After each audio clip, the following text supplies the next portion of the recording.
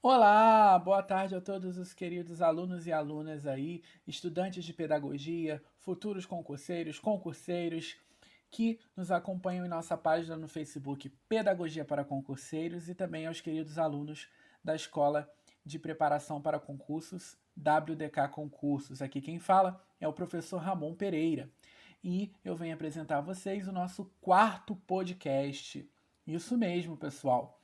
E teorias do currículo é o tema ênfase deste podcast. Gente, para tudo, currículo escolar. Esse é um dos conteúdos que mais caem nas provas de concurso e também um dos conteúdos com maior índice de erros. Pois é, o que pode parecer um conteúdo muito complexo para uns, na verdade, é um conteúdo muito tranquilo de aprender. Sabe por quê, pessoal? Porque o currículo escolar, ele é tudo. Tudo, professor? Como assim? Sim, pessoal. O currículo escolar, ele abrange todas ou o máximo de experiências de aprendizagens implementadas nas escolas, nas UES. Por isso, o currículo ele deve contemplar todas as experiências vivenciadas, todas as aprendizagens, incluindo todas as estimativas de aprendizagem. Por isso que ele é integrado com o contexto dos alunos. Ele deve estar integrado com a proposta de escola, com o contexto em que essa escola está inserida, e ele deve falar para a sociedade. Então, o currículo é peça importantíssima nas escolas. Por isso, a gente fala que o currículo ele é tão abrangente que ele deve sim, ele tem peso na construção das identidades do aluno, dos alunos da escola, na medida em que ele ressalta também as individualidades, né, as especificidades e o contexto a qual os alunos estão inseridos. Então, ele vem mostrando isso. Ele não vem querendo homogeneizar aquela escola. Muito pelo contrário, ele vem permitir que os alunos tenham sim uma formação comum, mas que também tenham as suas identidades, as suas variadas formas de aprendizagem. E ele vem valorizar este ponto. Bem, pessoal, quando a gente fala de teoria curricular, a gente vai se expandir um pouco mais. Por quê? Porque a gente tem aí um leque das três principais vertentes teóricas sobre o currículo que descreve os fenômenos da prática curricular.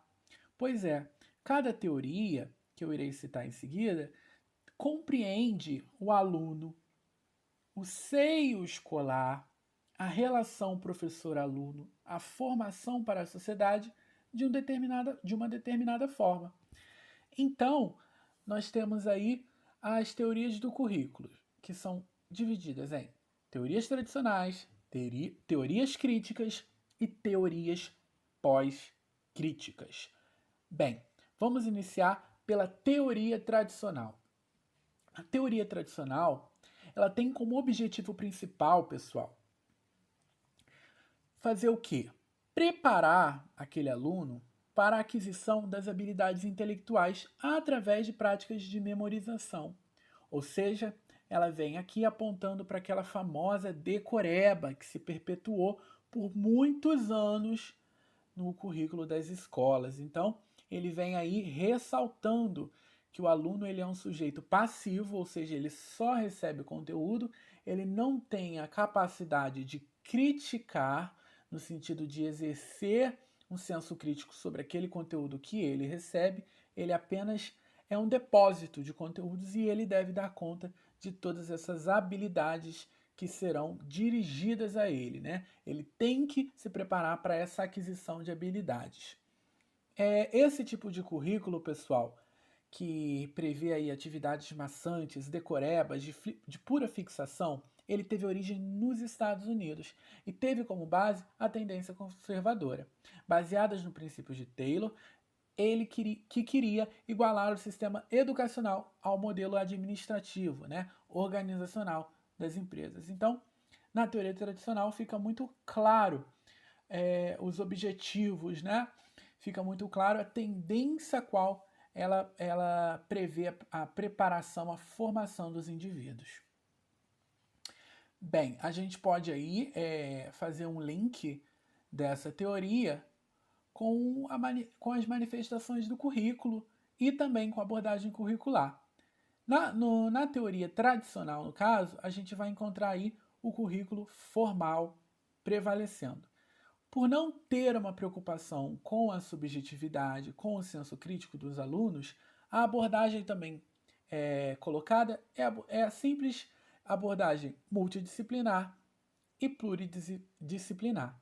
Multi porque compreende o máximo de conteúdos e habilidades que aquele aluno deve ser capaz de aprender, porém, sem uma necessária conexão entre os conteúdos. Então, eu promovo uma grade curricular muito ampla, um leque de conteúdos e de habilidades que esse aluno deve adquirir até o final da sua trajetória escolar, porém, eu não coloco uma conexão, um diálogo entre as disciplinas. Portanto, prevê somente a aquisição do máximo de disciplinas, de conteúdos possível, sem essa conexão. É aquela divisão isolada das matérias de história, geografia, ciências, matemática, português, arte, educação física, língua estrangeira.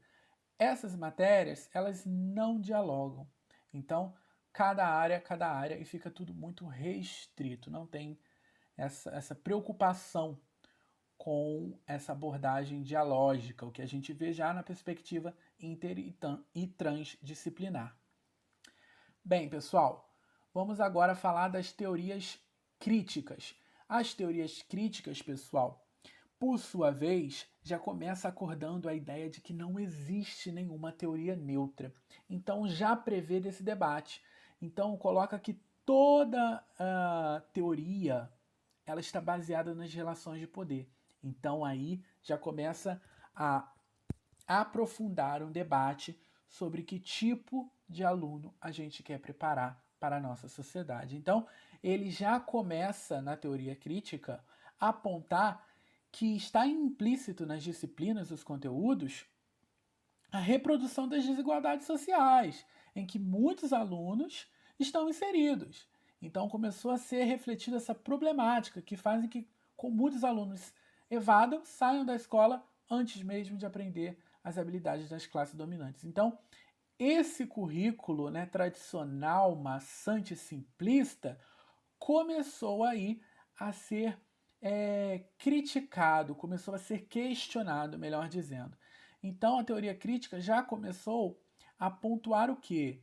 Que o currículo deve ser um campo que pregue a liberdade e o espaço cultural e social das lutas em que esses alunos estão inseridos. Então, ele vem realmente dialogando com uma perspectiva mais pragmática, né? Então, vem questionando o modelo de sociedade e a reprodução, a mera reprodução de alunos que entram e saem das escolas, e já vem apontando para a formação de um novo currículo que possibilitasse os alunos a refletir a sociedade em que estão inseridos, refletir as contradições a qual eles estão, né, em contato. Então, o aluno ele vai começar a ter nessa teoria uma preocupação com as desigualdades sociais da sociedade.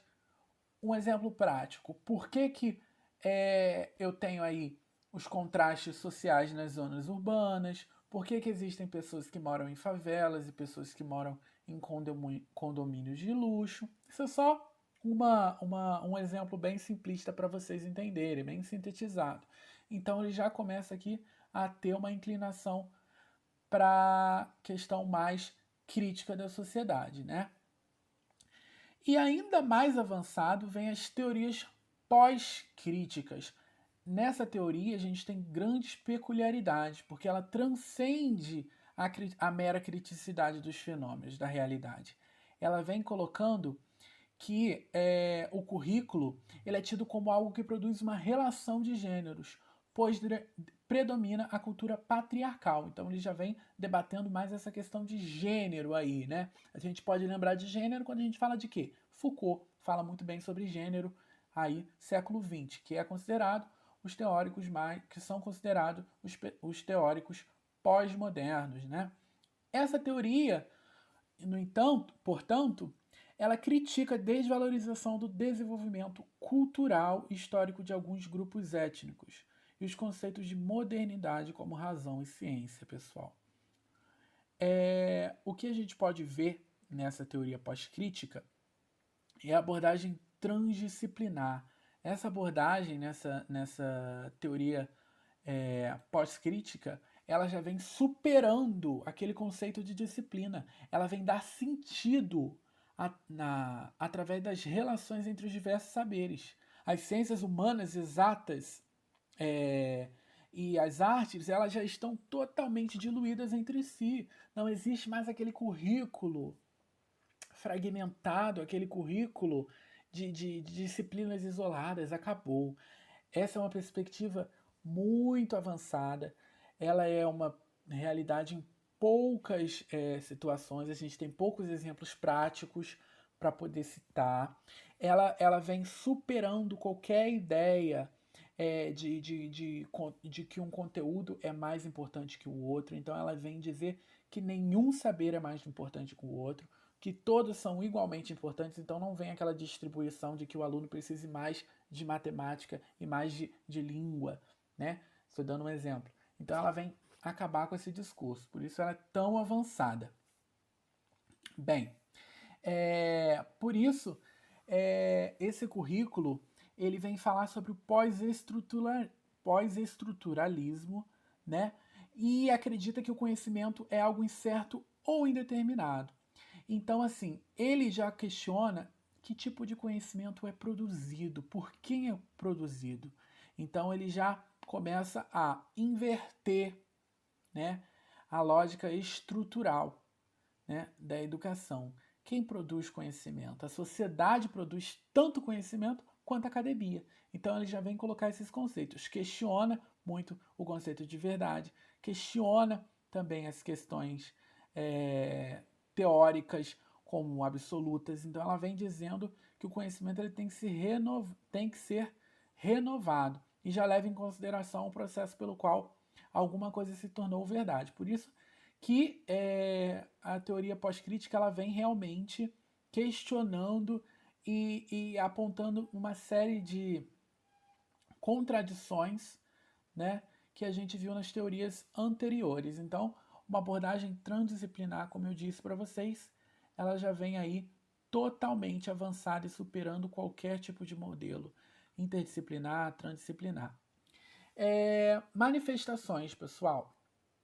Agora, colocando mais ênfase nisso. A gente pode ver que as manifestações do currículo elas se subdividem entre formal, real e oculto. O que é um currículo formal? Como o próprio nome já diz, é o currículo que está posto, é o currículo que foi construído e está disponibilizado para todos os alunos. Então, é um currículo que eu vou ter as minhas disciplinas, a minha grade curricular muito bem posta, eu vou ter a explicação sobre cada conteúdo, sobre cada aprendizagem. Ponto. Currículo real. O currículo real é justamente aquilo que o aluno precisa aprender posto em prática. Então, o currículo real, ele vem justamente prevendo isso, ele vem prever as aprendizagens na prática, no dia a dia do aluno. Então, aqui eu venho colocando a socialização como um fator importante. Eu venho colocando também a questão da habilidade socioemocional, a questão da expressão corporal. Eu venho colocando vários tipos de habilidades, né, subsequentes, secundárias, que eu levo em conta também, assim como o contexto daquele aluno. E também o currículo oculto, né, que são as aprendizagens que não estão explícitas, e sim implícitas no currículo formal. Então, o currículo oculto ele vem possibilitar justamente isso, essa formação integral baseada no quê? Baseado nas aprendizagens vividas. Então, a gente entende que no currículo crítico e no pós-crítico, tudo é carregado de intencionalidade e principalmente de intencionalidade relacionada à formação crítica do indivíduo, diferentemente do currículo tradicional, que apesar de ter uma intencionalidade bem posta, não tem preocupação com a criticidade daquele educando, né?